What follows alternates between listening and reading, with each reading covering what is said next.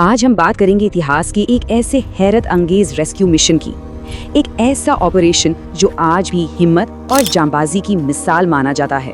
सब कुछ एक आम उड़ान से शुरू हुआ था, लेकिन देखते ही देखते कुछ ही घंटों के अंदर ये एक बहुत बड़े अंतर्राष्ट्रीय संकट में बदल गया। ऐसा संकट जिसकी किसी ने कल्पना तक नहीं की थी। तो चलिए कहानी में थोड़ा और गहराई से उतरते हैं। तारीख थी 27 जून 1976।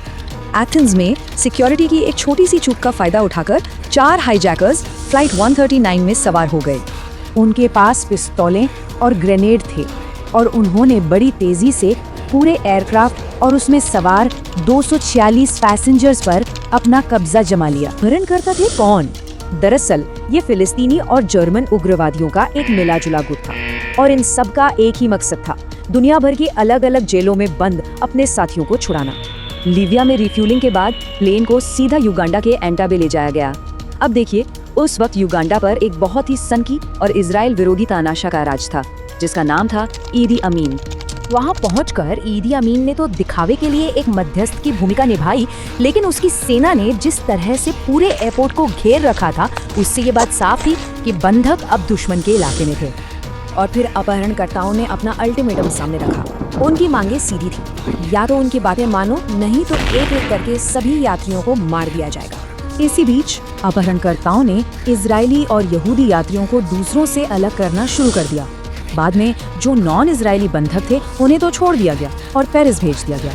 पर यही कदम आगे चलकर अपहरणकर्ताओं के लिए एक बहुत बड़ी भूल साबित हुआ। तो अब सोचिए, इजरायली सरकार के लिए क्या स्थिति थी। उनके 100 से ज्यादा नागरिक 4000 किलोमीटर दूर बंधक बनाए हुए थे। वो कर भी क्या सकते थे? ये एक नामुमकिन सी चुनौती थी और वक्त तेजी से हाथ से निकलता जा रहा था। उधर इजराइल में हलचल तेज हो गई थी। पूरा सिक्योरिटी सिस्टम ओवरड्राइव में था और सरकार पर जनता का दबाव लगातार बढ़ता ही जा रहा था। लेकिन सरकार के अंदर ही इस पर एक राय नहीं थी। प्रधानमंत्री यित्साक राबिन बातचीत के पक्ष में थे। उन्हें लगता था कि मिलिट्री एक्शन बहुत ज्यादा रिस्की होगा। वहीं दूसरी तरफ रक्षा मंत्री शिमोन पेरेस का मानना था कि आतंकवादियों से कोई बातचीत नहीं होनी चाहिए। खैर, डिप्लोमेटिक कोशिशें तो फेल हो रही थीं, लेकिन इसी बहाने उन्होंने डेडलाइन को 4 जुलाई तक बढ़वा लिया, जिससे उन्हें सोचने के लिए थोड़ा और कीमती वक्त मिल गया। और इसी बीच उनके हाथ लगी एक बहुत ही जरूरी इंटेलिजेंस। ये जानकारी आई 2 जगहों से। एक तो पेरिस में छोड़े गए बंधकों से, और दूसरा, और ये बहुत दिलचस्प है, टर्मिनल के ओरिजिनल ब्लूप्रिंट से। असल में एंटबे का वो टर्मिनल एक इजरायली कंस्ट्रक्शन कंपनी ने ही बनाया था, तो उनके पास उसकी एक एक डिटेल, पूरा लेआउट मौजूद था। इसी ब्लूप्रिंट की मदद से एक हूबहू मॉडल तैयार किया गया। तो अब आगे बढ़ते हैं उस असल प्लान की तरफ। 3 जुलाई को एक बहुत ही ज्यादा जोखिम भरे रेस्क्यू मिशन को हरी झंडी दे दी गई और इसका कोड नेम रखा गया ऑपरेशन थंडरबोल्ट।